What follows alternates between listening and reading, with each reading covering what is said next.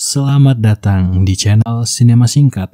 Beberapa minggu terakhir ini, dunia maya dihebohkan dengan berita soal UFO atau sekarang berganti nama menjadi UAP. Ada informasi baru dan menarik, yaitu pada sidang kongres yang dilakukan pada tanggal 13 November 2024 kemarin, yang juga disiarkan secara live di YouTube. Secara garis besar, isi dari rapat tersebut adalah para saksi-saksi mengakui jikalau selama ini negara Amerika sudah sering sekali berkontak fisik dengan para makhluk ekstraterestrial ini.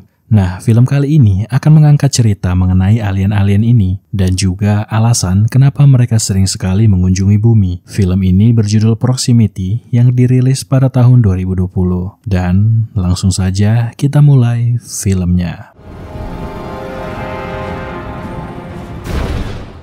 Oke, di awal film akan berlatar di tahun 1979, tepatnya di negara bagian Amerika yaitu Alaska, di mana ada seorang pria yang terlihat sedang berkomunikasi sambil mengotak-ngatik gelombang frekuensi, yang pada akhirnya kita tahu kalau frekuensi ini mengacu pada aktivitas ekstraterestrial. Sebuah UFO atau pesawat luar angkasa di hari itu mengunjungi bumi, dan seorang pria yang kebetulan di hari itu juga bekerja sebagai pemotong kayu, sialnya harus menjadi objek penculikan dari makhluk luar angkasa ini.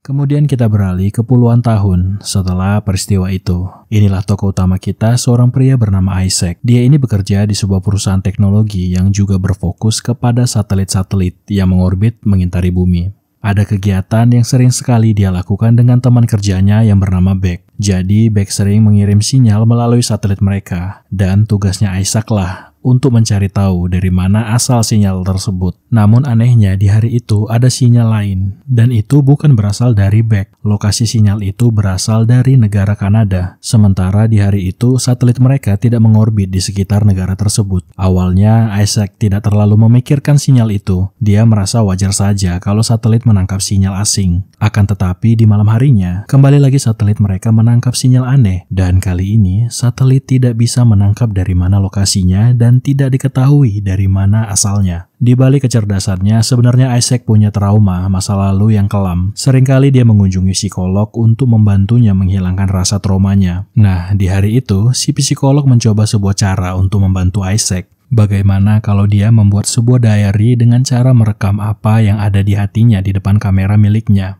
Ya, 5 menit setiap hari mungkin bisa membantunya meluapkan apa yang ada di hati dan di pikirannya selama ini. Mulailah Isaac merekam dirinya sendiri di depan kamera, mengungkapkan perasaannya yang kangen dengan ayahnya. Ya, semenjak kepergian ayahnya itu, Isaac menjadi pribadi yang pendiam dan juga pemurung. Seem to be healing physically.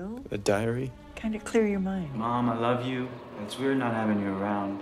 Keesokan harinya, Isaac pun pergi ke perbukitan. Di sana dia mulai lagi merekam dirinya di depan kamera. Mulailah dia menceritakan bagaimana kegiatannya sehari-hari. Kegiatan apa yang menarik perhatiannya akhir-akhir ini. Namun di hari itu, ada sebuah pemandangan di langit yang membuat banyak orang terkesima, termasuk Isaac yang langsung merekam fenomena langka tersebut.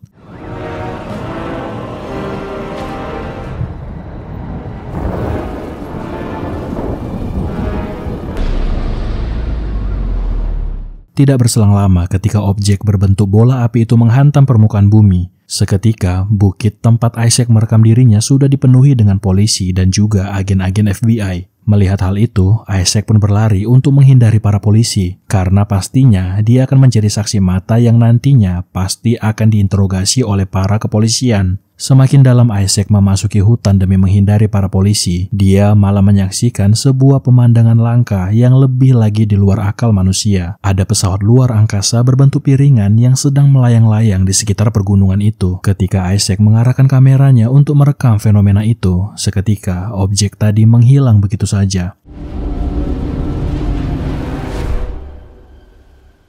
Tapi Isaac menyadari kalau dia tidak lagi seorang diri di hutan itu. Ketika dia memalingkan wajahnya, sesosok alien atau biasa disebut dengan Grey Alien sudah berdiri di hadapannya. Isaac kemudian mencoba merekam sosok yang berdiri tepat di hadapannya itu. Ketika makhluk itu pergi, Isaac pun langsung kabur dari hutan tersebut, namun tiba-tiba saja dia menghilang begitu saja.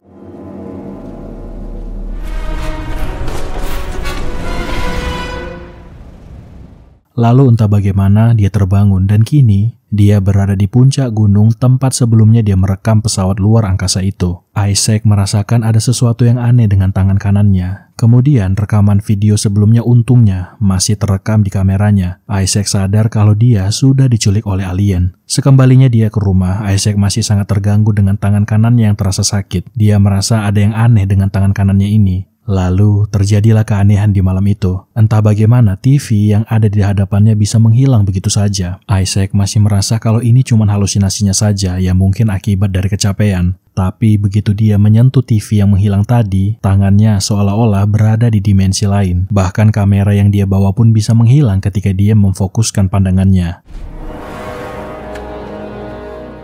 Keesokan harinya, Isaac menemui dokter untuk menanyakan apa yang terjadi dengan dirinya. Sebenarnya dokter tidak melihat ada yang berbahaya dengan tubuhnya, tapi ada sesuatu yang aneh di lengannya. Hasil ronsen memperlihatkan kalau di tulang tangannya Isaac ada sebuah bekas patahan. Tapi anehnya, patahan itu lurus sempurna dan sangat tipis, setipis rambut. Sangat berbeda dengan tulang patah yang biasa dilihat oleh si dokter. Isaac merasa kalau dia tidak pernah punya riwayat patah tulang sebelumnya. Perfectly straight. Normal fracture. You see? Perfectly cut all the way through. Setelah itu Isaac pun masuk kantor seperti biasa. Namun respon Beck malah terlihat terkejut dengan kehadiran Isaac di kantor. Ternyata Isaac sudah menghilang dan tidak masuk kantor selama seminggu. Sementara dia merasa kalau dia pergi ke bukit itu hari Sabtu dan hari ini adalah hari Senin. Isaac mencoba menunjukkan kemampuannya ke Beck kalau dia bisa menghilangkan benda. Tapi anehnya hanya dia yang bisa melihat kalau benda itu menghilang. Sementara Beck melihat kalau ya benda itu masih berada di tempat yang sama. You didn't see that. This cup? Lalu untuk membuat Beck percaya, dia kemudian menunjukkan bukti lainnya kalau ada kejadian aneh selama dia menghilang. Beck tidak menyangka kalau apa yang dilihat ini asli. Maksudnya hal ini berhubungan dengan kejadian meteor sebelumnya. Di saat yang bersamaan, Greta muncul dengan informasi kalau banyak keanehan di tanah tempat meteor itu mendarat. Banyak unsur nikel di seluruh area itu. Lalu yang semakin aneh adalah tidak ada puing-puing terbakar di sana. Di saat Greta ingin menunjukkan video amatir rekaman meteor tempo hari, Isaac mendapatkan ide kalau ada baiknya dia mengupload rekaman di kameranya itu dengan maksud supaya semua orang bisa ikut menyaksikan apa yang dia lihat. You should watch the video. Guy says he got abducted by aliens, has footage. Hanya dalam waktu sekejap video yang dia upload itu pun viral, bahkan banyak media cetak dan digital yang ingin mengundangnya menjadi narasumber mereka. Tapi banyak juga yang kontra dengan video Isaac. Mereka menganggap kalau bisa saja video itu hasil editan. Berangkatlah Isaac ke salah satu stasiun televisi untuk diwawancarai. Namun bukannya mendapatkan respon yang baik, pembawa acara malah menyudutkan Isaac dengan pertanyaan-pertanyaan menjebak yang lebih mengarahkan kalau videonya itu palsu dan hasil buatan CGI dengan budget murah. I mean, why? Why were you documenting yourself? And you currently work as a computer engineer for Jake that you created this video? Just another hoax. We'll let you decide. Akibatnya banyak orang yang tergiring sehingga ikut mengatakan kalau video Isaac itu memang palsu. Kini Isaac semakin dibuat depresi dengan bulian netizen, sehingga dia mencari informasi lain di internet tentang orang-orang yang pernah diculik oleh alien. Dia pun nekat untuk mengajak salah satu orang yang menulis ceritanya di sebuah situs internet untuk bertemu. Ketika berada di sebuah tempat makan, Isaac mampu menggerakkan objek-objek yang ada di tempat itu.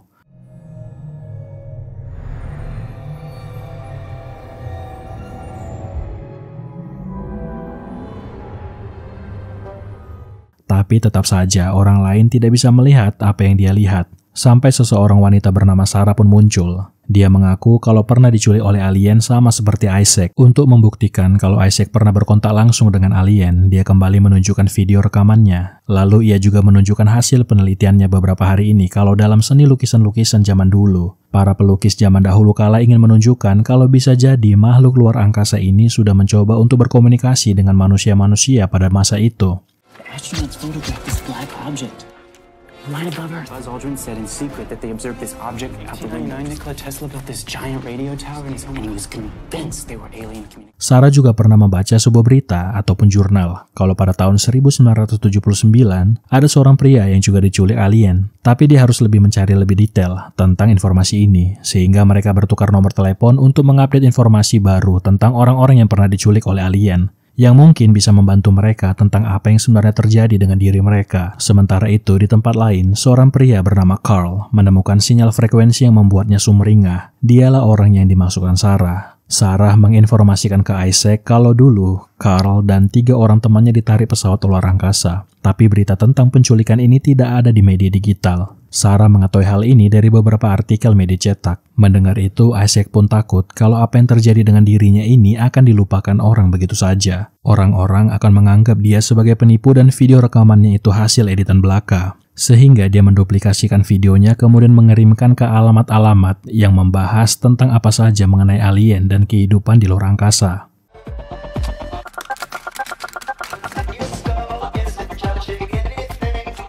Sampai di suatu hari, ketika dia ingin mengirimkan sampel video-video itu, dia bertemu dengan seorang penulis yang mengaku bernama Kate Oberman. Dia mengenali wajah Isaac yang memang akhir-akhir ini selalu muncul di sosial media. Dia berkata kalau bisa membantu Isaac menghadapi para pers yang menuduhnya memberikan informasi palsu mengenai pertemuannya dengan alien. Kate pun menawarkan diri untuk membantu Isaac supaya videonya itu diakui keasliannya.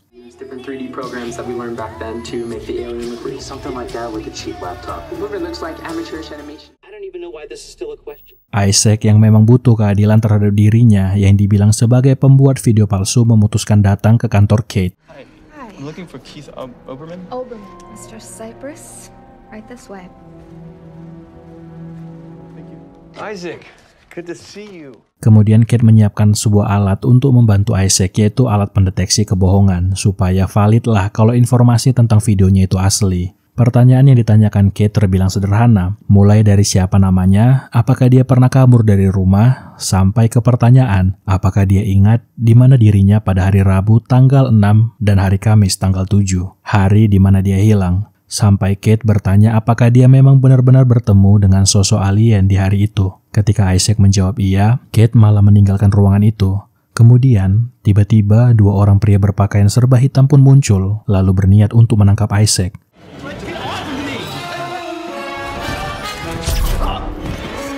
Isaac dibawa ke sebuah ruangan interogasi. Begitu juga dengan Sarah yang sempat berkomunikasi dengan Isaac. Ternyata pria yang mengaku sebagai penulis itu adalah seorang agen CIA bernama Graves. Mereka membawa Isaac untuk mengevaluasi tubuhnya dan apakah dia punya alat pendeteksi di tubuhnya.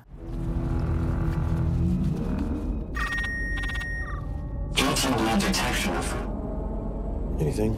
Mereka juga menunjukkan foto Carl, lalu bertanya apakah Isaac mengenal orang ini dan apakah dia pernah berkomunikasi dengan Carl. Akan tetapi, Isaac menjawab kalau dia sama sekali tidak mengenal orang itu. Dia juga ingin tahu di mana dia sekarang ini. Isaac mencoba melepaskan dirinya, memberontak supaya bisa kabur dari tempat itu. Kemudian dia mencoba menyelamatkan Sarah supaya bisa sama-sama kabur dari tempat yang sama sekali mereka tidak tahu di mana. Dia mencoba kekuatannya. Isaac mencoba membuka pintu supaya jalur pelarian mereka mulus.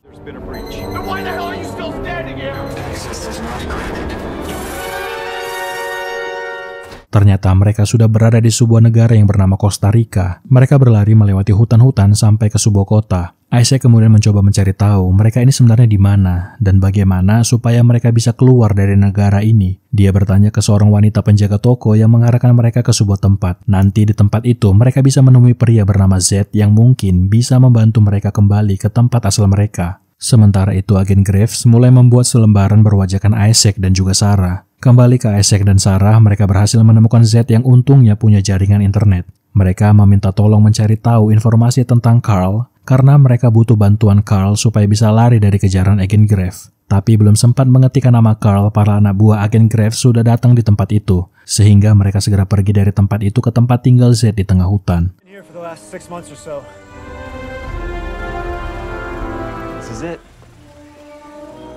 Nah, dari tempat inilah mereka bisa mengakses internet dari satelit untuk mencari tahu siapa itu Carl dan di mana keberadaannya. Di momen itu, Sarah menceritakan kisahnya dan bagaimana dia bisa sampai diculik alien. Sarah bercerita kalau pada hari itu dia berada di sebuah kabin punya pamannya. Lalu tiba-tiba dari luar dia mendengar suara gemuruh. Awalnya dia mengira kalau itu suara dari truk. Tapi ketika dia melihat keluar, ternyata ada pesawat terbang yang tidak bergerak sama sekali. Sebenarnya Sarah nggak terlalu ingin tahu soal pesawat itu sehingga dia pun memilih untuk tidur lagi. Tapi ketika dia terbangun, dia merasa ada yang aneh dengan tubuhnya. Dia merasa kalau dia tidur seharian, akan tetapi ketika dia turun ke bawah menemui bibi dan pamannya, mereka malah kaget dengan kehadiran Sarah. Mereka bilang kalau Sarah sudah hilang selama 2 hari. Bahkan mereka menghubungi tim SAR dan polisi supaya ikut mencari keberadaan Sarah. Sementara Sarah tidak mengingat apapun. Sama seperti Isaac, orang-orang berkata kalau Sarah mengada-ngada, lebih tepatnya ingin mencari perhatian. Sehingga Sarah cukup mengertilah dengan situasi Isaac yang dibully oleh para netizen.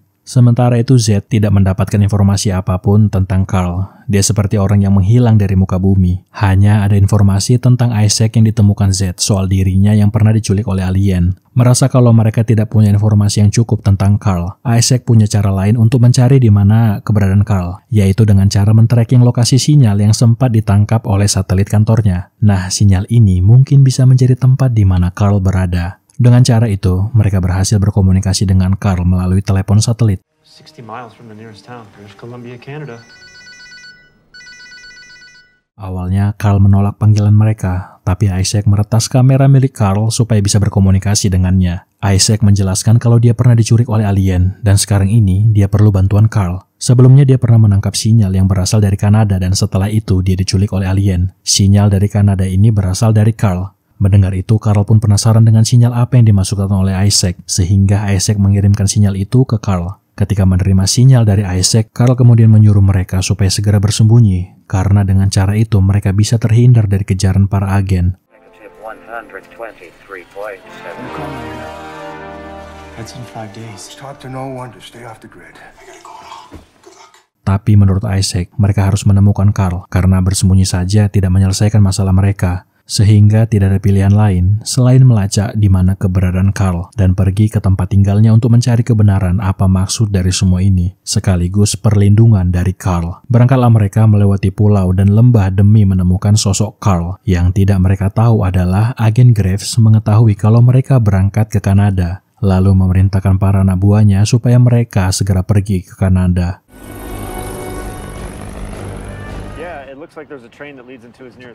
Tempat yang akan mereka tuju ini benar-benar sangat jauh. Mereka harus menaiki kereta lagi sampai ketika berada di kereta, mereka harus menghadapi para anak buah agen Grave yang berhasil melacak keberadaan mereka.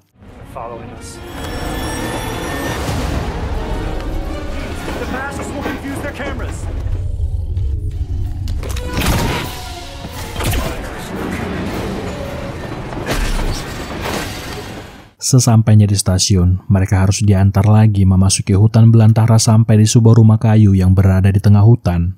Melihat ada aktivitas di sekitar kabin miliknya, Carl langsung menodongkan shotgun ke mereka. Isaac mencoba menjelaskan kalau mereka ini orang yang sebelumnya menghubungi dia dan mengirimkan sinyal ke dirinya. Lalu Carl mengambil sebuah alat untuk memutuskan signal pelacak yang ada di tangan Isaac dan juga tangannya Sarah. Signal ini bukan berasal dari para agen, melainkan dari para alien yang pernah menculik Isaac dan juga Sarah. Lalu inilah kalimat menarik yang keluar dari mulut Carl. Dia berkata kalau mereka datang terlalu cepat, karena sebenarnya 2 hari lagi makhluk dari luar angkasa itu akan kembali mengunjungi bumi. Ketika berada di dalam kabinnya, Carl menunjukkan hasil penelitiannya selama ini, dan sinyal apa saja yang sudah dia temukan selama ini. Sinyal-sinyal itu berhasil dia terjemahkan ke dalam bahasa manusia. Isinya adalah para makhluk luar angkasa itu sudah memasuki tata surya, dan kini sedang mengorbit di sekitar bumi. Ini hanya segelintir pesan yang sudah diterjemahkan olehnya. Masih banyak lagi sinyal-sinyal yang diterima yang perlu diterjemahkan ke bahasa manusia.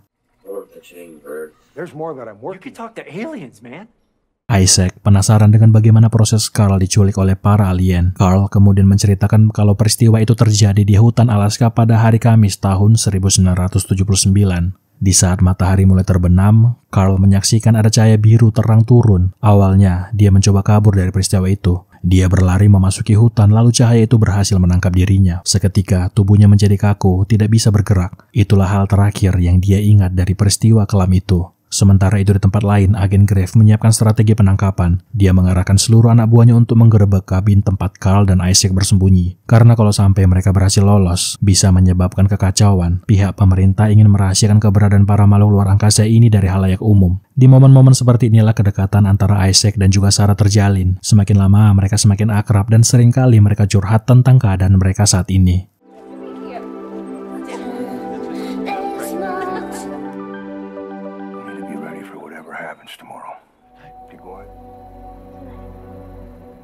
Tibalah hari yang mereka tunggu-tunggu, hari di mana para alien akan kembali mengunjungi bumi. Di hari itu, Isaac merasa kalau para makhluk ini sudah sampai. Tapi berbeda dengan Carl, dia tidak merasakan apapun selain dari sinyal yang dia dengar.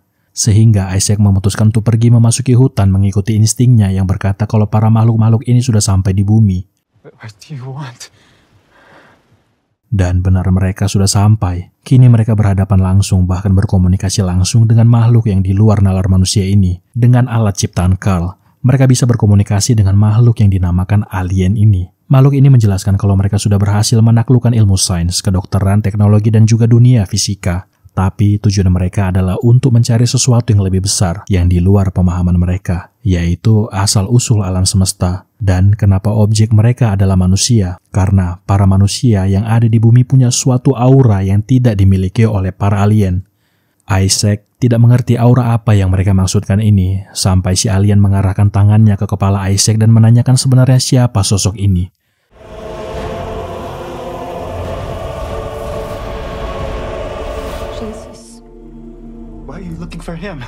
Sosok yang menjadi penghubung dan asal dari segala sesuatu. Dari dialah aura tubuh manusia yang tidak ada di tubuh para makhluk luar angkasa ini. Mereka ingin mengetahui siapa itu sosok Yesus Kristus yang menjadi dasar pencipta alam semesta dan seluruh isinya.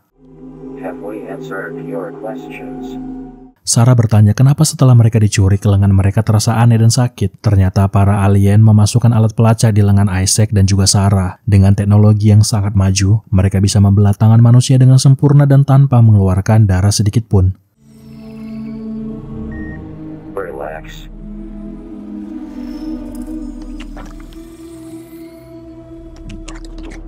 Di saat yang bersamaan, agen Graves dan seluruh anak buahnya sudah mengepung kabin milik Carl.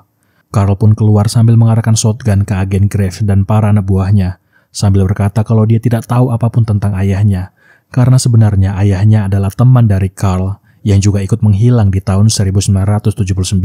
Akan tetapi agen Graves tidak percaya dengan semua perkataan Carl, kemudian memerintahkan anak buahnya untuk menembak dia. Shoot him. Okay, her too. Waktu mereka tidak banyak, karena para anak buah agen Graves sudah bersiap untuk melenyapkan mereka semua. Sebelum menghilang, alien berkata ke Isaac untuk fokus menggunakan inderanya. Ketika Isaac mulai memfokuskan kemampuannya, tiba-tiba waktu seperti melambat. Isaac menggunakan kesempatan itu untuk mengevakuasi tubuh Sarah dan juga Carl. Para alien juga ikut membantu menyembuhkan luka tembakan di tubuh Carl dan juga Sarah. Anehnya, mereka masih berada di tempat yang sama. Akan tetapi, para agen tidak melihat keberadaan mereka. Seperti mereka berada di dimensi yang berbeda, tapi di tempat yang sama. Agen Graves pada akhirnya menyaksikan pesawat luar angkasa yang selama ini dia cari. Singkat cerita, setelah kejadian yang mengubah hidup mereka itu, Isaac dan juga Sarah kini hidup bersama. Mereka masih berusaha melanjutkan hidup layaknya manusia normal pada umumnya. Sementara Carl dan juga Jet kini bekerja sama dalam naungan perusahaan tempat Isaac bekerja sebelumnya. Tapi mereka bekerja di bagian badan intelijennya. Ya, bisa dibilang mengerjakan proyek rahasia yang berhubungan dengan luar angkasa. Agen Graves dipecat karena menyalahgunakan jabatannya. Dan inilah cerita Isaac yang berkontak fisik langsung dengan makhluk luar angkasa. Terima kasih sudah menonton konten ini. Sampai ketemu di film menarik lainnya.